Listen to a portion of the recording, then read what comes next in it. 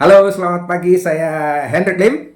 Hari ini kita akan bicara hal yang praktis, yaitu tentang apa indikator utama yang bisa kita pakai untuk memastikan perusahaan terus ada dan berkembang pada masa yang katakanlah disruptif dan perubahan sangat cepat ini. Jadi, kalau kita punya indikator ini, ya minimal kita tahu kita on the right track. Oke, nah ada 3 indikator yang harus dipahami oleh perusahaan agar dia bisa mantep mapan jalan dan tidak tergelincir, tidak tersingkir dan terpinggirkan pada masa-masa yang tanda kutip tidak baik-baik saja. Number one, indikatornya adalah growth. Jadi kalau perusahaan ada growth ya, nah bisa terrefleksikan di dalam katakanlah market share. Kalau dia ada growth, maka dia lulus. Itu karena growth adalah ciri kehidupan ya. Di mana ada kehidupan, dia harus ada growth ya. Nah, perusahaan juga gitu. Harus ada growth.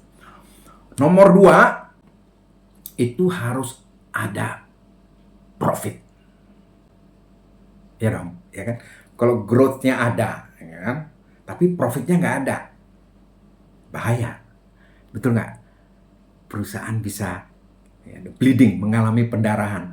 Habisnya dia nanti kehabisan nafas, kehabisan oksigen, atau kata lain kehabisan bensin, sehingga dia kelelep, plek, gitu ya.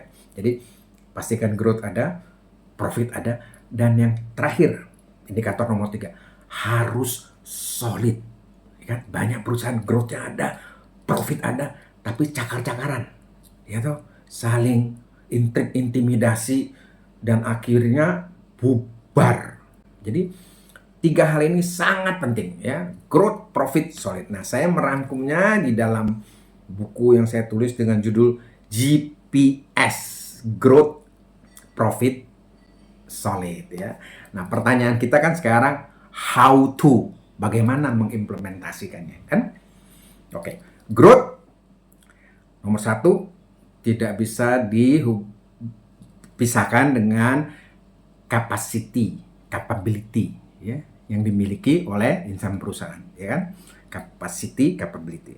Jadi kalau kita mau growth makin besar penumpang, kan nggak bisa pakai model dan proses yang sama, betul nggak? Karena setiap sistem ya toh itu punya batasan tersendiri.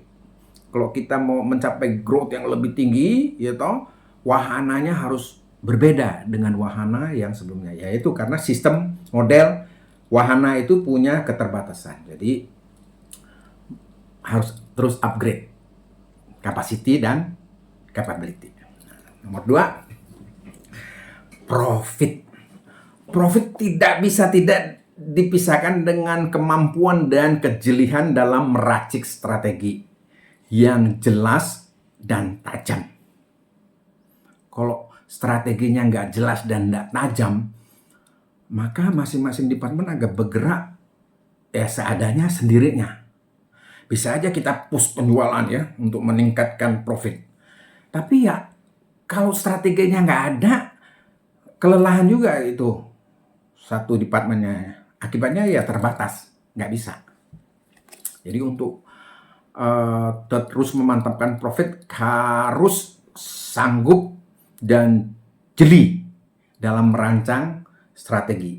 What is strategi about ya, distinctiveness-nya, keunikannya, ketajamannya ya, sehingga perusahaan punya katakanlah taji ya, bukan seperti ayam sayur yang bertempur. Nah, nomor 3, soliditas.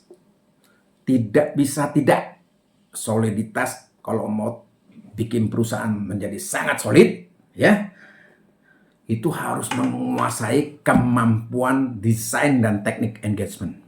Nah, ini masalah leadership ya, desain. Sehingga apa? Sehingga setiap orang, setiap bagian tahu desain peran dan kontribusi yang harus dia mainkan. Barulah dia bisa solid dan terrefleksi ke dalam kinerja. Kalau tidak ada desain peran ya yang diturunkan dari strategi ya, maka orang bisa guyup kelihatan tapi tidak ada hubungan sama kinerja. Jadi kalau mau menciptakan soliditas harus paham desain engagement. Nah, itu 3 hal itu ada di dalam buku ini. Jadi kalau Bapak Ibu, teman-teman leaders dan manager ingin tahu lebih lanjut, bisa mengklik order dan baca. Kalau ingin tahu secara sekilas ya, outline, deskripsi, atau katakanlah proposal sederhana untuk melakukan pelatihan ini in-house, itu saya juga sertakan sehingga bisa lihat, oh dengan investasi sekian perusahaan bisa paham mengeksekusi indikator-indikator untuk memastikan perusahaan tetap jalan. Oke, saya Hendrik Lim, salam GPS, Grow Profit Solid.